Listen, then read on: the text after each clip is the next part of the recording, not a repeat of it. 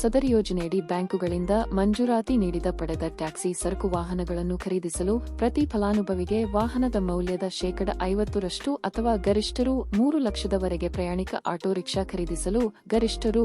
75,000 ಸಹಾಯಧನ ನೀಡಲಾಗುತ್ತದೆ. ವಾಹನದ ಉಳಿದ ಮೊತ್ತಕ್ಕೆ ಬ್ಯಾಂಕ್ ಸಾಲ ಪಡೆದುಕೊಂಡ ಬಗ್ಗೆ ಬ್ಯಾಂಕ್ ಪತ್ರವನ್ನು ಸಲ್ಲಿಸಬೇಕು. 2025-2026ನೇ ಸಾಲಿನಲ್ಲಿ ಅಲ್ಪಸಂಖ್ಯಾತರಿಗೆ ಸ್ವಾವಲಂಬಿ ಸಾರಥಿ ಅರ್ಜಿ ಸಲ್ಲಿಕೆ ಪ್ರಾರಂಭದ ಕುರಿತು ಆದೇಶವನ್ನು ಹೊರಡಿಸಿದ್ದು, ಅರ್ಹ ಫಲಾಪೇಕ್ಷಿಗಳು ಯೋಜನೆಗಳಿಗೆ ಅರ್ಜಿ ಸಲ್ಲಿಸಲು ಹತ್ತಿರದ ಗ್ರಾಮೋನ್, ಕರ್ನಾಟಕೋನ್ ಹಾಗೂ ಬೆಂಗಳೂರು ನಾಗರಿಕ ಕೇಂದ್ರಗಳಿಗೆ ಭೇಟಿ ನೀಡಿ ಅರ್ಜಿ ಸಲ್ಲಿಸಲು ಕೊನೆಯ ದಿನಾಂಕ 16-10-2025 ಮೊದಲು ಭೇಟಿ ನೀಡಿ ಈ ಕೆಳಗಿನ ದಾಖಲಾತಿಗಳೊಂದಿಗೆ ಅರ್ಜಿ ಸಲ್ಲಿಸತಕ್ಕದು. ಅರ್ಜಿ ಸಲ್ಲಿಸಲು ಬೇಕಾಗುವ ಅರ್ಹತೆಗಳು: ಅರ್ಜಿದಾರರು ಕರ್ನಾಟಕ ರಾಜ್ಯದ ಧಾರ್ಮಿಕ ಅಲ್ಪಸಂಖ್ಯಾತರಿಗೆ ಸೇರಿದವರಾಗಿರಬೇಕು. ಅರ್ಜಿದಾರರು ಕರ್ನಾಟಕದ ಶಾಶ್ವತ ನಿವಾಸಿಯಾಗಿರಬೇಕು. ಅರ್ಜಿದಾರರ ವಯಸ್ಸು 18 ರಿಂದ 55 ವರ್ಷಗಳ ನಡುವೆ ಇರಬೇಕು. ಎಲ್ಲಾ ಮೂಲಗಳಿಂದ ಬರುವ ವಾರ್ಷಿಕ ಅರ್ಜಿದಾರರ ಆದಾಯವರು 6 ಲಕ್ಷದಕ್ಕಿಂತ ಕಡಿಮೆ ಇರಬೇಕು.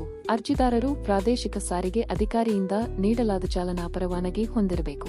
ಅರ್ಜಿದಾರರ ಕುಟುಂಬದ ಯಾವುದೇ ಸದಸ್ಯರು ಕೇಂದ್ರ ರಾಜ್ಯ ಸರ್ಕಾರಿ ಉದ್ಯೋಗಿಯಾಗಬಾರದು. ಕಳೆದ 5 ವರ್ಷಗಳಲ್ಲಿ ಅರ್ಜಿದಾರ ಅಥವಾ ಅವನವಳ ಕುಟುಂಬದ ಸದಸ್ಯರು ಸರ್ಕಾರದ ನಿಗಮದ ಯಾವುದೇ ಇತರ ಯೋಜನೆಯಡಿಯಲ್ಲಿ ಅರಿವು ಮತ್ತು ವಿದೇಶ ವಿದ್ಯಾಭ್ಯಾಸ ಸಾಲ ಯೋಜನೆ ಹೊರತುಪಡಿಸಿ ಸಾಲ ಸೌಲಭ್ಯಗಳನ್ನು ಪಡೆದಿರಬಾರದು.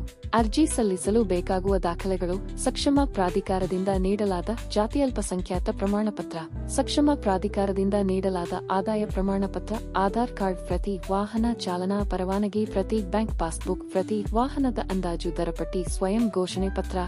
ಕರ್ನಾಟಕ ಅಲ್ಪಸಂಖ್ಯಾತರ ಅಭಿವೃದ್ಧಿ ನಿಗಮದ ಮುಖ್ಯ ಉದ್ದೇಶ ರಾಜ್ಯದ ಮತೀಯ ಅಲ್ಪಸಂಖ್ಯಾತ ಸಮುದಾಯಗಳ ಕಡುಬಡವರನ್ನು ಸ್ವಾವಲಂಬಿಗಳನ್ನಾಗಿ ಮಾಡುವುದು ಮತ್ತು ಅವರಿಗೆ ಸಾಮಾಜಿಕ ನ್ಯಾಯ ಕಲ್ಪಿಸುವುದು ಹಾಗೂ ಅವರ ಸಾಮಾಜಿಕ, ಶೈಕ್ಷಣಿಕ ಮತ್ತು ಆರ್ಥಿಕ ಸ್ಥಿತಿಗತಿಯನ್ನು ಸುಧಾರಿಸುವುದು ನಿಗಮದ ಮುಖ್ಯ ಉದ್ದೇಶವಾಗಿದೆ. ಕರ್ನಾಟಕದಲ್ಲಿನ ಧಾರ್ಮಿಕ ಅಲ್ಪಸಂಖ್ಯಾತರು: ಮುಸ್ಲಿಮರು, ಬೌದ್ಧರು, ಜೈನರು, ಸಿಖ್ಖರು, ಪಾರ್ಸಿಗಳು.